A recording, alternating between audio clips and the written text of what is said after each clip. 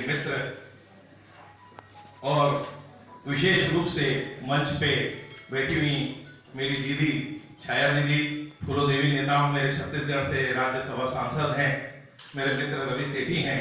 और सबसे बड़ी बात, मेरी जिंदगी के जो मेरे आइकॉन रहे हैं, जिनको लेकर के मैंने अपनी जिंदगी की शुरुआत की और जिनको मैंने अपना आदर्श बनाया, आदरणीय श्री विवेक तनखा साहब भी यहाँ मैं चाहूंगा जोरदार तालियां बजाएं।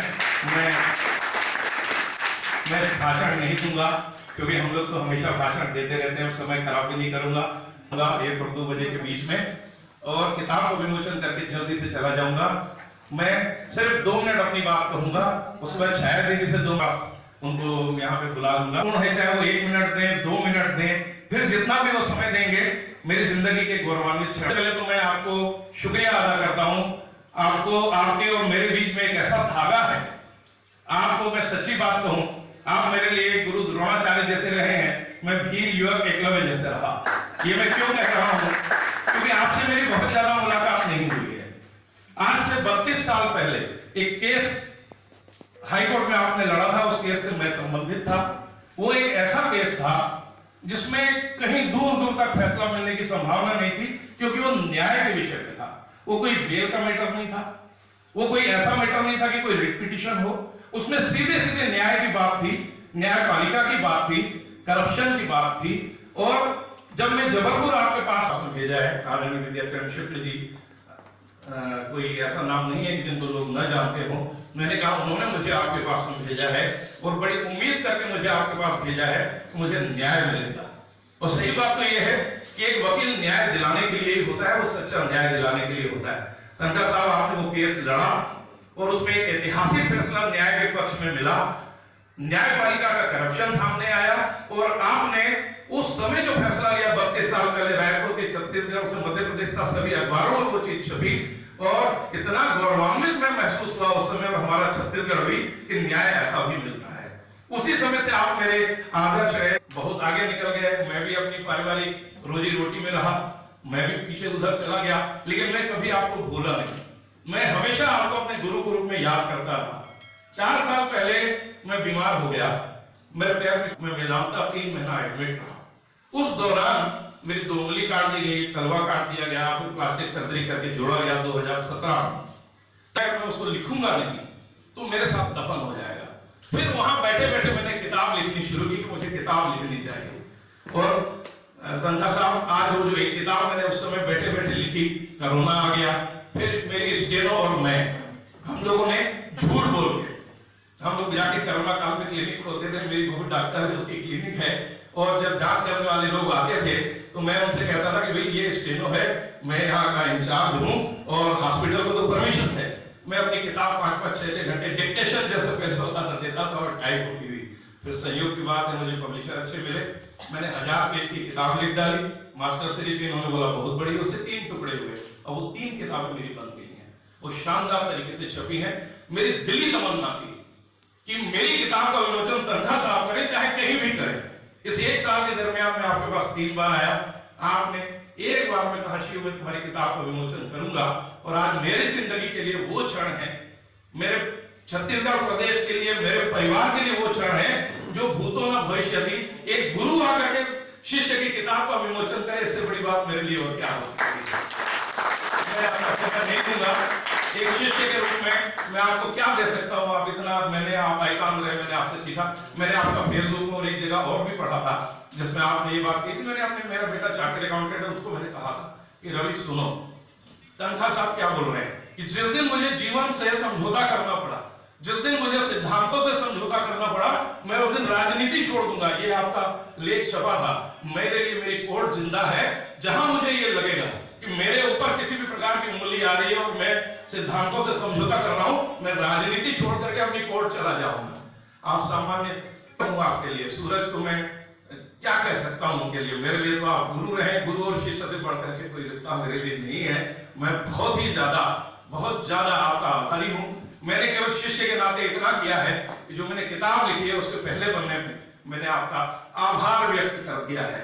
मुझे पता था आप मेरी किताब के विमोचन में जरूर आएंगे, इसलिए मैंने आपका शुक्रिया पहले ही अदा कर दिया है। एक शिष्य के रूप में मेरी तरफ से आपके चरणों में यही एक भेंट है।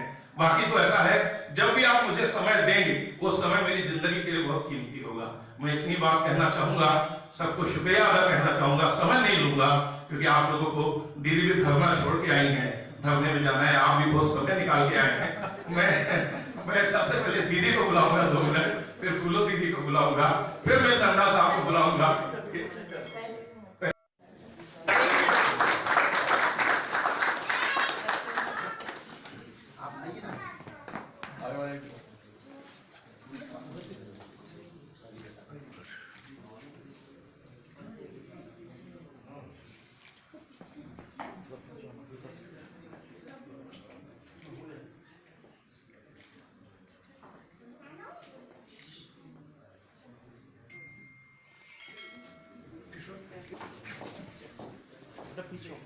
Nothing, master of everything WD, और तीसरी किताब master of universe WD। Nothing मतलब जीरो, एवरीथिंग मतलब सब कुछ, और यूनिवर्स मतलब पूरी दुनिया का। WD सीनियर क्या है? इसका एक मैंने अपनी किताब में सिर्फ 3 कैरेक्टर फ्रेम किए सीनियर, एक पत्रकार का, एक एडवोकेट लड़की का, और एक उसके संपादक का पत्रकार का। WD का मतलब ये है विदाउट डिग्री। उसने डॉक्टर का एग्जाम दिया, बाहर हो गया, लॉ करने गया, इंग्लिश नहीं आई तो बाहर हो गया, IAS IPS के एग्जाम देने के लिए सारे सब्जेक्ट उसने पढ़ाई की, डिग्री उसको कहीं नहीं मिली। और जब उसको डिग्री नहीं मिली तो उसके दोस्त उसको सीनियर, मेरी किताब सच्ची घटनाओं पर आधारित है। बहुत सारे कैरेक्टर्स हैं जिनकी स्टोरी को मैंने फ्रेम किया है। एडवोकेट डेला के नाम से मैंने उसमें एक एडवोकेट लड़की को फ्रेम किया है, जिन्होंने आपको अप्रत्यक्ष रूप से वो कोर्ट पे जब वो गई है तो आपने जो बातें कही थी उसको उसने वहां पे कहा है। और स्टोरी पे मैंने उसको लव स्टोरी बनाई है सीनियर। मैंने एक पत्र मैंने फ्रेम किया। राजनीतिक किताब मेरी नहीं है सीनियर, मेरे लिए बहुत गौरवान्वित क्षण है कि ये मर्डर मिस्ट्री है, लव स्टोरी है, जेम्स हेडली चेज के जैसा थ्रिलर है। और सबसे बड़ी बात, इसके अंदर में वो एक आत्मा है जो हिंदू मुस्लिम भाइयों की जो आत्मा है वो भी है उसके अंदर में, क्योंकि इसमें राजनीतिक वाली कोई बात नहीं है। इसमें जो चीजें सच्ची हैं वो मैंने लिखी हैं। और मैं समझता हूँ कि एक युवा जो आज आत्महत्या करने चले जाते हैं, मेरा कैरेक्टर डिग्री नहीं मिलने के कारण आत्महत्या करने चला गया, उसे रोका गया, फिर वो योगाश्रम गया, दोस्तों के साथ अपनी जिंदगी उसने बचाई। आज युवा वर्ग जो है इसी तरीके से असफलताओं को लेता है और आत्महत्या करने जाता है, सकता है। मैं समझता हूँ सीनियर, इस किताब को पढ़ने के बाद युवाओं को बड़ी प्रेरणा मिलेगी कि उन्हें आत्महत्या जैसा कदम नहीं उठाना चाहिए। डिग्री ही केवल नहीं होती है कि वो सफलता हो, डिग्री के अलावा भी जीवन में करने के लिए बहुत कुछ होता है, वो उस कैरेक्टर ने किया है सीनियर। तो ये युवाओं के लिए भी मेरी उम्मीद है कि एक आदर्श साबित होगी मेरी किताब सीनियर। मैं आपका फिर से शुक्रिया अदा करते हुए शायद शिव भैया जी की इस किताब के विमोचन के अवसर में हम सब यहाँ उपस्थित हैं और उसी बहाने आप सबका यहाँ पे दर्शन करने का मौका मिला। लेखक और कवि के बारे में ऐसा कहा जाता है कि जहाँ न पहुँचे रवि वहाँ पहुँचे कवि, ऐसा कहा जाता है। और इस किताब के बारे में WD और डेला नाम की जो महिला वकील है, उसकी ये लव स्टोरी का अंत कहाँ तक होता है ये तो अब किताब पढ़ने के बाद पता चलेगा, लेकिन बहुत कुछ शिव भैया ने बता दिया। उस दिन भी बात हुई थी और अच्छा लगता ये छत्तीसगढ़ में होता पुस्तक का विमोचन तो और मजा आता, लेकिन कोई नहीं, दिल्ली और कॉन्स्टिट्यूशन क्लब का अलग महत्व है। और सबसे बड़ी बात, तनखा जी जो इस किताब को लिखने के लिए प्रेरित किए हैं और स्वयं इसका विमोचन कर रहे हैं, ये हम सब के लिए बहुत बड़ी बात है। तनखा जी के बारे में कुछ कहना, जैसे कि शिव भैया बोली दिए हैं पहले कि दीपक को सूर्य दिखाने के समान है, और तनखा जी जिस तरह से संघर्ष और ईमानदारी के साथ आगे बढ़ रहे हैं, निश्चित रूप से इनका नाम राज्यसभा में तो है ही है और एक समय ऐसा आएगा कि पूरे भारत के ये बहुत बड़े वकील बनेंगे, क्योंकि इनकी ईमानदारी और इनकी साफ गोई। 5.5 साल से मैं भी उसी सदन में हूँ, तनखा जी के साथ हूँ, तो हमें देखने को मिलता है, इनके विचार सुनने को मिलता है। और छत्तीसगढ़ आते रहते हैं तो बहुत ही पहुंचे हुए विद्वान है, ये मैं कह सकती हूँ। और निश्चित रूप से इनके हाथ से किसी किताब का विमोचन होना बहुत बड़ी बात है। मंच में उपस्थित मेरी कलीग फूलो देवी नेताम जी बस्तर से सांसद हैं, और आप सबको मैं बताना चाहूंगी कि हमारे छत्तीसगढ़ में नक्सली हमला हुआ था, 30 लोग शहीद हुए थे, उसमें आप भी थी, आपके भी पैर में गोली लगा था। और उसके बगल में बैठे हुए हमारे सम्मानित इस पुस्तक को आगे ले जाने वाले, मैं आपको बहुत धन्यवाद देना चाहूंगी कि इतने अच्छी बुक, इतने अच्छे किताब को आप आगे ले जाने का सोच रहे हैं। निश्चित रूप से ये किताब पूरे छत्तीसगढ़ के, पूरे हर जगह, और मैं तनखा जी से ये भी निवेदन करना चाहूंगी शिव ग्वालानी जी की तरफ से कि पार्लियामेंट के जो लाइब्रेरी है उसमें भी एक किताब रखें, ताकि उसकी पहचान न केवल छत्तीसगढ़, न केवल दिल्ली, बल्कि भारत के सब लोग पढ़ें। और जैसा कि मैं पूर्व में भी सुन चुकी थी कि इस किताब के बारे में कोई पिक्चर बनाना चाहते हैं, कोई सीरियल बनाना चाहते हैं, तो निश्चित रूप से ये किताब उस सफलता के सर्वोच्च शिखर पर पहुंचेगी जिसकी हम सब ने कल्पना नहीं की होगी। इस बहुत बढ़िया कार्यक्रम में आपने मुझे बुलाया, उसके लिए मैं बहुत बहुत धन्यवाद। कविता बहन का भी धन्यवाद देती हूँ, आप पार्षद रही हैं हमारी रायपुर की। उनके बेटे जो संघर्षशील हैं, उनकी बहू डॉक्टर हैं, सबको, पूरे परिवार को धन्यवाद। धन्यवाद।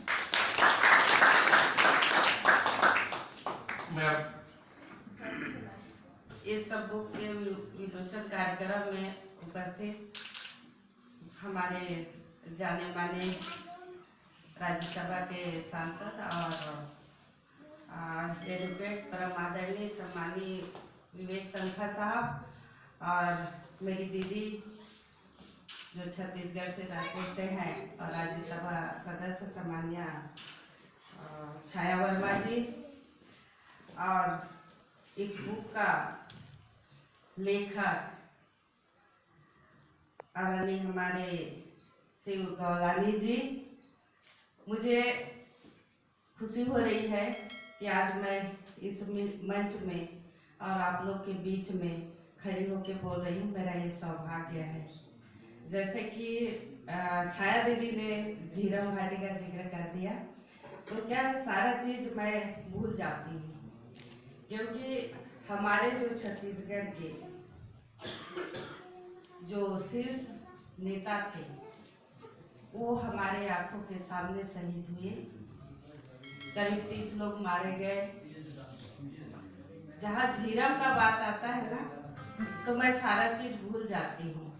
वही नज़ारा, वही आवाजें, जो हेड ग्रेड बम फूट रहे हैं, गोलियां चल रहे हैं, तो सारा ध्यान वही चला जाता है।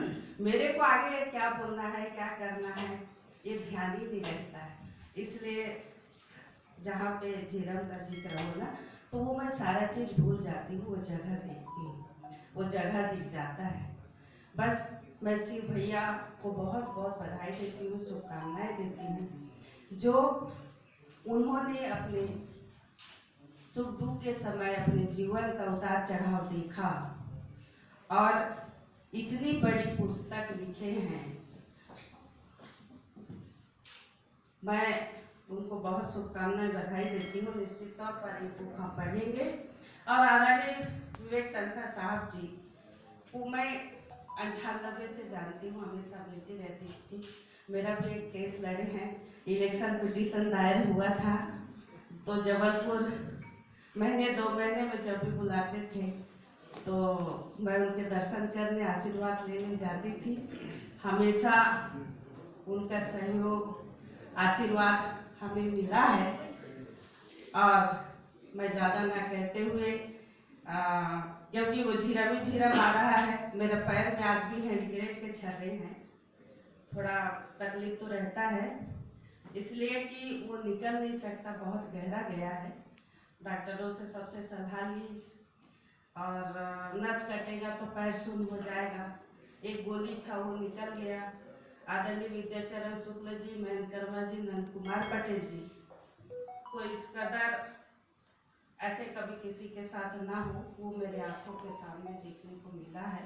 तो इसलिए जब भी झीरम का जिक्र होता है, मेरे आँख भर आता है कि अंधाधुंध फायरिंग के बीच में खड़े होकर फायरिंग मैंने बंद करवाया। यदि उसी बीच में हमारे छाती या सिर पे कहीं पे गोली लग जाती, हम तो भगवान से ही प्रार्थना कर रहे थे कि पैर और इधर कहीं भी लग जाए तो मैं संभाल लूँगी, सिर और छाती में मत लगे। ये भगवान से मैं माता रानी से प्रार्थना करती थी कि उस जगह से मैं बंद करो करके उठ गई, चिल्लाई तो फायरिंग बंद हुआ। तो कुछ लोग हम बच के आए, करीब करीब 27 लोग बचे, 30 लोग खत्म हो गए। हमारे जो कार्यकर्ता लीडर, बुरी तरह की घटना रही। पूरा देश में, पूरी दुनिया में जो राजनीतिक नेता होते हैं, वो पहला कांड था जो बस्तर के, छत्तीसगढ़ के बस्तर इलाका में हुआ है। 2013 मई का महीना, गर्मी का दिन, घाटी, तो वहाँ पे नक्सलियों ने आते समय अंधाधुंध फायरिंग किया, एक साजिश की तरह हुआ। पर ऐसे हमारे नेता, हम आज भी उनको श्रद्धांजलि देंगे। हमेशा मजदूरों के लिए, गरीबों के लिए, महिलाओं के लिए, देश के लिए आवाज़ बुलंद करते थे। वैसे हमारे श्रेष्ठ नेताओं को हम इस दिन खोया है। और मैं ज़्यादा ना कहते हुए फिर से हमारे शिव भैया को इस कार्यक्रम में बुलाने के लिए और मान सम्मान देने के लिए बहुत बहुत धन्यवाद देती हूँ, और आपके बहुत आभार है। धन्यवाद आप सब जी। सभी भाई साहब, हमारी सम्मानीय राज्यसभा के सांसद छाया जी, पूनू जी और सभी सम्मानित अतिथिगण, आपके मित्रगण, जब ये मेरे पास फर्स्ट टाइम आए तो मुझे 2 मिनट याद करना पड़ा कि 30 साल पहले कौन सा मुकदमा था जिसके बारे में ये बोल रहे हैं। अपने लंबे कार्यकाल में, लाइफ टाइम में हजारों मुकदमे किए हैं। हम जब जबलपुर में थे तो दिन भर में 20-30 मुकदमे करते थे। तो इन्होंने जब बात बताई तो मुझे फिर याद आया, क्योंकि ये उस वक्त जब मेरे पास आए थे, दुखी भी थे, परेशान भी थे, व्यथित भी थे। इन्होंने अपनी बातें उस वक्त मुझे ऑफिस में बताई और कहा कि ये सिस्टम कितना खराब हो चुका है, इसको कैसे सुधारें। इनका लक्ष्य तो वही था कि सिस्टम कैसे सुधारें। करप्शन से ये परेशान थे, नॉन रिस्पॉन्सिव एडमिनिस्ट्रेशन से नाराज थे। तो खैर, जो उन्होंने प्रयास किया कोर्ट में, कुछ हद तक सफल भी था। ये उसके बाद वापस चले गए, मगर उस क्षण को ये भूले नहीं कभी। क्यों नहीं भूले? ये उनकी आत्मा की आवाज थी। अगर मुझे आज जो ये बातें उस वक्त बोल रहे थे, आज मेरे माइंड में आज भी इसलिए गूंज रही हैं कि कल 2 रेजोल्यूशंस मध्य प्रदेश हाईकोर्ट के बार एसोसिएशन ने पास किए। एक इंदौर बार ने पास किया और एक ग्वालियर हाईकोर्ट बार ने पास किया। और वो जो बातें आप उस वक्त मुझे दूसरों के बारे में बोला करते थे, आज वो रेजोल्यूशंस अपनी संस्था के बारे में वकीलों को बोल रहे हैं, जो इससे और खराब हो चुकी है। प्रयास बहुत लोग करते हैं, अपने अपने स्तर पे करते हैं, कई बार अपने आप ही को अकेला भी पाते हैं, मगर जब तक सुधार नहीं आएगा तब तक एक सभ्य समाज, एक समझदार समाज, एक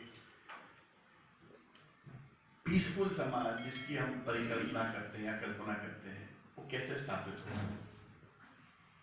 आपका तो ये फिक्शनल बुक हो गई जिसमें एक वकील भी हो गए, एक डॉक्टर भी है, बिजनेसमैन भी है, और आपके बहुत सारे मित्रों का भी इसमें नाम है।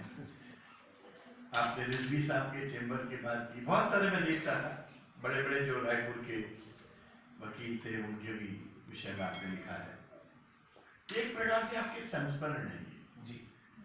आपने उन सब लोगों के बारे में कुछ न कुछ लिखा है जिनसे आप परिचित थे, या हो सकता है उनकी कार्यों से प्रभावित थे। आपने सबके बारे में किसी ने कुछ न कुछ लिखा है। ये एक बड़े डिफरेंट व्यक्ति हैं। कुछ लोग जर्नलिस्ट होते हैं, कुछ लोग लेखक होते हैं, कुछ समाज सेवक होते हैं। ये सबका एक अमेलगम है। जर्नलिस्ट तो नहीं, लेखक बन ही गए हैं बुक छापते, और समाज सेवा इनके ब्लड में है। तो इन्होंने इन सब चीजों को एक में समावेश किया और ये किताब लिखी। हो सकता है कि किसी दिन ये किताब के कुछ फिल्म के रूप में भी आप देखेंगे। और आज 16 दिसंबर है।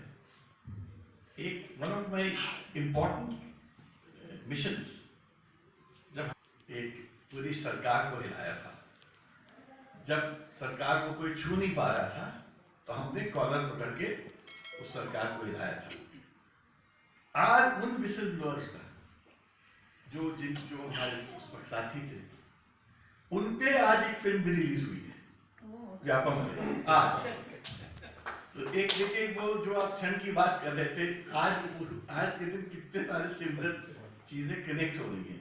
विसिल ब्लोअर्स के ऊपर कहानी, व्यापम की पूरी कहानी पे आज एक सोनी टीवी पे फिल्म रिलीज हुई है। आज मैं भी देखूंगा फिल्म को जाके।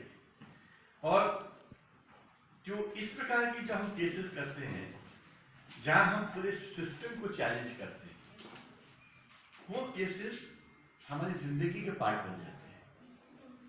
क्योंकि वो केसेस एक जस्ट तर्क वितर्क के केसेस नहीं होते कि आपने बहस की, फैसला आ गया, फैसला लेके आप घर चले गए। वो केसेस होते हैं सिस्टम को बदलने के केसेस। और कल मेरे पास कई एमएलएस आए थे।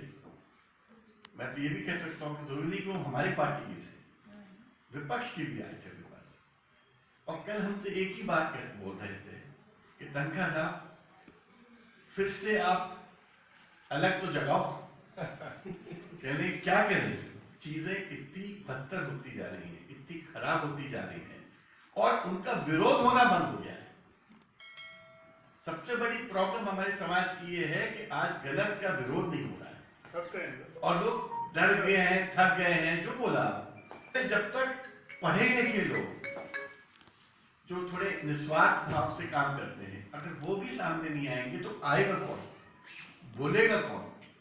अगर हमारे जुडिशरी में कुछ गलतियां आ रही हैं, हम लोगों को समय है इसमें बोलने का, क्योंकि हम नहीं बोलेंगे तो चीजें सुधरेगी कैसे? तो आपने बहुत टाइमली ये बुक लिखी है। ये एक बहुत करेक्ट समय पे ये किताब आई है। लोग पढ़ेंगे, हो सकता है इससे इनकरेज फील करेंगे, और हो सकता है उनकी भावनाओं में और उनकी सोच में भी उससे परिवर्तन आएगा। तो शिव भाई, मैं आपसे इतना ही कह सकता हूं कि ये आपकी जिंदगी का निचोड़ है, और 3 भागों में। क्योंकि जब ये मेरे पास मैन्यूस्क्रिप्ट लेके आए थे तो इतनी मोटी थी वो। तो मैंने इससे बोला कि भाई इतनी मोटी किताब पढ़ेगा कौन? तो इन्होंने उसको 3 भागों में कर दिया है, जिससे कि इंसान थोड़ा थोड़ा पढ़ता रहेगा। तो मैं आपको, आपके परिवार को, आपके मित्रों को, सबको बहुत बहुत बधाई देता हूँ इस अच्छे कार्य के लिए, इस विचारक भावना के लिए। और छाया जी और पूलो जी ने कार्यक्रम में 4 चांद लगा दिए, क्योंकि आज इनके समक्ष जो हमने इस किताब को रिलीज किया है, इससे मैं भी गौरवान्वित फील करता हूँ।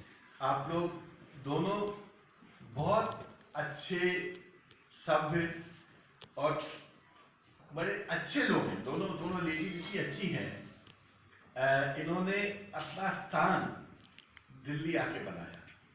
It was not easy, Delhi में आके छत्तीसगढ़ से, जहाँ कोई लीगल बैकग्राउंड नहीं, कोई पहले से कोई परिचय नहीं।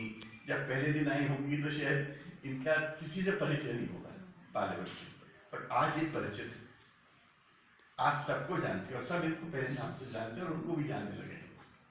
ये दोनों महिलाएं ने छत्तीसगढ़ को नहीं, इस पूरे समाज को बर्बादित किया है। मैं आप लोगों को भी बताइए, हमारे समाज, सिंधी समाज और छत्तीसगढ़ प्रदेश और उससे आगे अगर मैं बढ़ूं तो पूरा भारत देश के लिए हमारे लिए आज एक वो गौरव का दिन और वो यादगार दिन है जिसे हम न कभी भूल सकते हैं न कभी हम भुला पाएंगे। आज इतना जो आज वो आंसू है वो इतने सुखद है कि उन्होंने जो संघर्ष किया, उन्होंने जो सोचा, वो आज जो है वो पूर्ण होता दिख रहा है। मैं रामचरितमानस का मैंने गंगा साहब पाठ किया था कोरोना काल में, तो उसमें जब गोस्वामी तुलसीदास जी रामचरितमानस लिखते हैं तो वो कहते हैं कि सबसे पहले मैं विघ्न को शांत करूंगा। वो विघ्न की पूजा करते हैं, वो 9 ग्रहों की पूजा करते हैं। और उन्होंने कई जगह मुनि याज्ञवल्क्य जी से लेकर के उन्होंने हनुमान जी का बहुत सारी चीजों का उन्होंने पहले जिक्र किया और कहा कि मैं जो अच्छा कार्य करने जा रहा हूं पहले मैं अपने सब ग्रहों को शांत करके प्रणाम करूंगा ताकि इसमें अड़चन ना आए। तो उसी तरह की इनकी किताब की जर्नी रही। आज पूरे लगभग 5 साल होने जा रहे हैं। बहुत सारी अड़चनें, बहुत सारी तकलीफें आई। कई बार हम निराश हो गए कि शायद यह किताब हम नहीं कर पाएंगे। ये भी जिस प्रकार से WD कैरेक्टर रहा जो बहुत सारी पढ़ाई करने के बाद भी सफल ना हो सका, शायद यह किताब भी उसी मुकाम के जैसे सफल ना हो पाएगी। लेकिन कभी कभी माइलस्टोन होते हैं, कोई चीज अंत तक पहुंचती है, भले समय लगता है। तो ऐसे कार्यक्रम में आप तनखा साहब आज हमारे बीच आए, बहुत बहुत धन्यवाद कहूंगा मैं। छाया देवी वर्मा जी को भी मैं बहुत बहुत धन्यवाद कहूंगा। छाया दीदी बोलते हैं पापा, तो आप मेरी बुआ हुई हैं। आपने बहुत प्रेरणा दी उस समय जब पापा एकदम थक से गए थे कि अब इसको मैं कैसे कंटिन्यू करूंगा। तब छाया दीदी ने वो लॉ दिखाई कि आज हम कॉन्स्टिट्यूशन क्लब ऑफ इंडिया में ये कार्यक्रम कर पा रहे हैं। बहुत बहुत धन्यवाद आपका। छत्तीसगढ़ बस्तर से हमारी फूलू देवी नेताम जी जो बहुत ही संघर्ष करके आज राज्यसभा तक पहुंची है, वो एक प्रेरणा देती है बाकियों को भी कि लक्ष्य अगर आप बड़ा रखेंगे तो निश्चित ही वो हासिल हो सकता है। आपको उसके लिए कदम दर कदम आगे बढ़ाने रहेंगे, आप बिल्कुल अपनी सफलता पे पहुंचेंगे। दीदी आपने समय दिया, बहुत बहुत धन्यवाद। हमारे पब्लिशर रवि सेठी जी हैं, नीरू भाभी भी बैठी हुई हैं। मैं आपके बारे में इतना ही कहूंगा कि जब पापा दिल्ली आए थे तो उनको लग रहा था कि पता नहीं कौन पब्लिशर मिलेगा, किस तरह से मिलेगा। और आपसे मुलाकात करके बाद जब वो रायपुर में आए थे तो मैंने उनके चेहरे में एक अलग एनर्जी देखी थी। मैंने उनसे पूछा, अब मैं तो चार्टर्ड अकाउंटेंट हूँ, मारवा साहब जिनसे मैंने सीखा, मनोज सर मैंने इनसे सीखा, इनके अंदर आर्टिकलशिप की रिनाउन मेरे गुरु है, मैं प्रणाम करता हूँ सर आपको। तो मैं तो पेपर पे पहले बात करता था कि पापा पेपर की क्या बात हुई, किस तरह से वो पब्लिश करेंगे। तो उन्होंने मेरे को बोला, सुनो मैं जिनसे मिल के आया हूं ना, वहां पे जिस प्रकार से मेरी बात हुई है ना, तुम्हारे सारे पेपर फीके पड़ जाएंगे। बोले उनकी जबान और उनकी एटीट्यूड और जो उनका मेरे से एक अलग दिल से लगाव बना, बोले पेपर की वैल्यू नहीं है, बोले मैं पब्लिश इनसे ही कराऊंगा, बाकी जैसा भी हो जाए। तो आपका भी मैं बहुत बहुत धन्यवाद करूंगा। हमारे मीडिया के साथी बैठे हुए हैं, सर आपको भी मैं प्रणाम करता हूं क्योंकि आपके बगैर यह संभव नहीं था। हम दिल्ली में हैं, हम हैं तो छत्तीसगढ़ से, लेकिन हमारे यहाँ पे कोई ऐसा बेस नहीं था, आप लोगों का सपोर्ट मिला। मारवा सर मेरे गुरु यहाँ बैठे हैं, बहुत बहुत धन्यवाद।